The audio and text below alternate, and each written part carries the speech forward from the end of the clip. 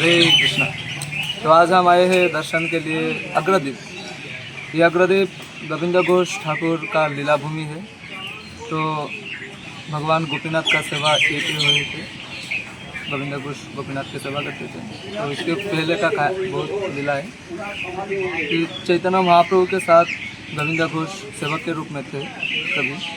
तो एक दिन चैतन्य महाप्रभु प्रसाद देने के बाद गोविंद घोष को एक बंगला में बोलते हरितकी देने के लिए बोला।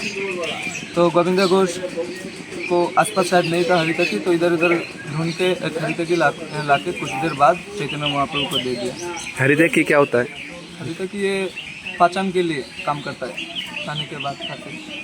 तो जब चैतन्य महाप्रभु पा लिया तो अगले दिन फिर चैतन्य महाप्रभु प्रसाद के बाद गोविंद घोष को बोला कि मुझे आज भी दो हरितकी।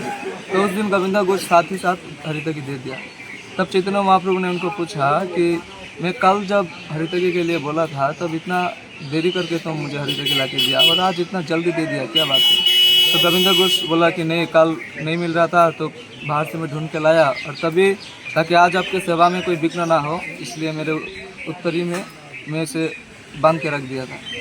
तो चैतन्य महाप्रभु ने बोला नहीं, ये ठीक नहीं है, हम वैरागी है, संसार त्याग दिया, तो वैरागी को ऐसे संशय ठीक नहीं है। तो चैतन्य महाप्रभु बोले कि आज से तुम मेरा सेवा नहीं करोगे, तुम घर लौट जाओ, तो घर जाके तुम मेरी सेवा करो।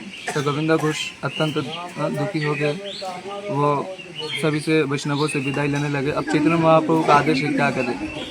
फिर वो अपने घर लौट गए। तब जाते वक्त चैतन्य महाप्रभु ने बोला कि इतना दुखी मत हो, तुम घर पे ही सेवा करो और घर पे सेवा करते करते तुम मुझे प्राप्त करोगे। तो ऐसे गोविंद घोष घर चले गए। तो दिन बीतता गया। तो एक दिन वो सुबह नहाने के लिए गंगा में गए, गंगा पीछे ही है हमारे पास में।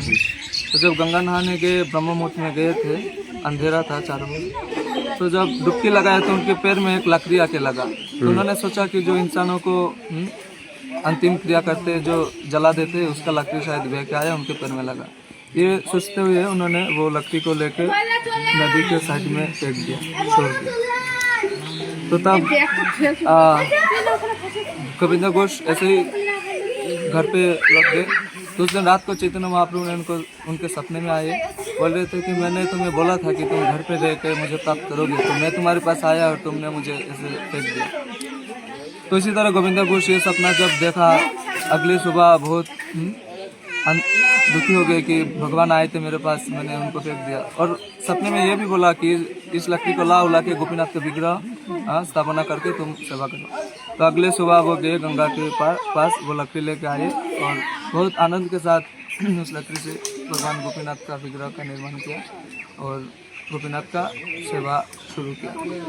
यही पास में ही मंदिर है, यहाँ पे उन्होंने सेवा शुरू किया था। इस बिल्डिंग के उस साइड? हाँ, उस साइड।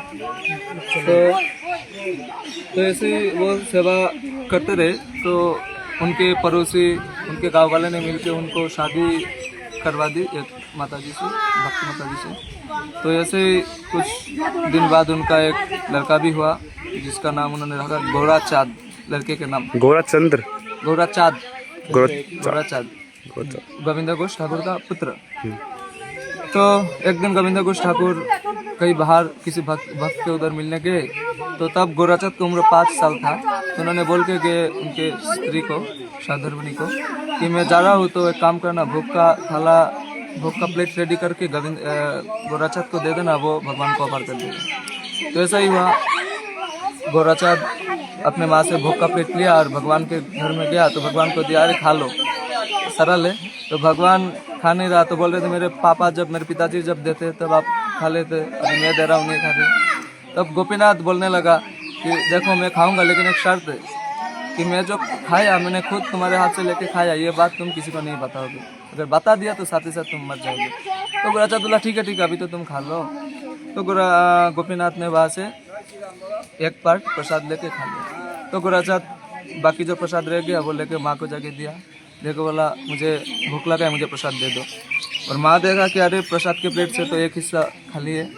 तो माँ थोड़ा डांटने लगा, क्या क्या प्रसाद तूने तो नहीं खा लिया भगवान के घर में जाके। तो गोराचाँद डर के मारे सब बोल दिया कि भगवान ऐसे ऐसे बोला था, और ये भी बोला कि अगर मैं ये बोल दूँ तो मैं मर जाऊँगा। और साथ ही साथ गोराचाँद मर भी गया। तो चारों ओर सभी ने रोने लगा। इधर गोविंदा घोष शाम को आए, घर आके थे कि अपना पुत्र ही लाश पड़ी हुई है।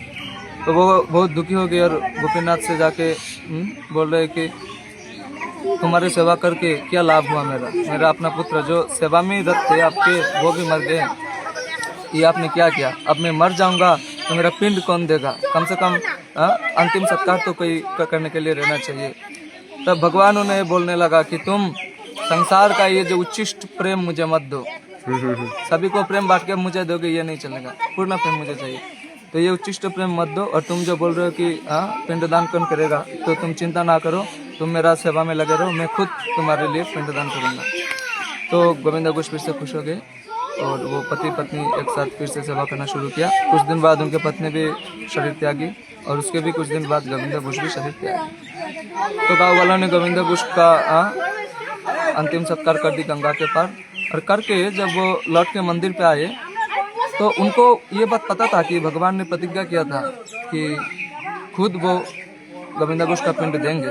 तो जब वो मंदिर में आए शाम को, आके देखा कि भगवान खुद ऐसे व्हाइट वस्त्र पहन के खड़ा है, जो कि हमारे भारत का संस्कृति है, जो कोई मर जाएगा तो उसका पुत्र या कोई भी जो पिंडदान करेगा वो ऐसा कपड़ा पहनेगा। तो आके गाँव वाले देखे कि अरे भगवान तो सच में अपने आप वो व्हाइट वस्त्र पहन के खड़े।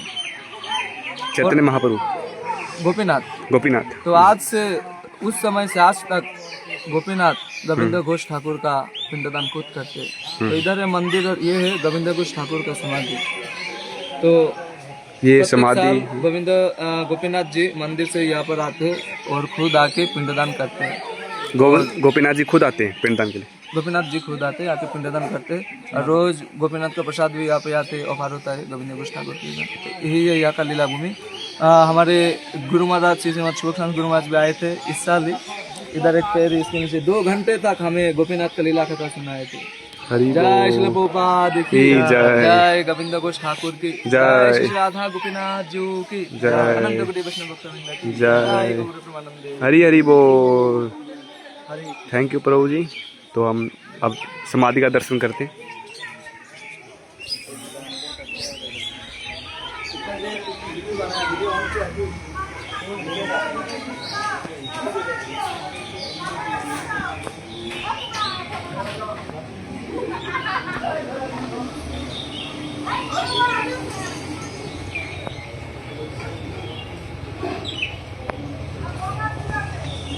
हरे कृष्णा।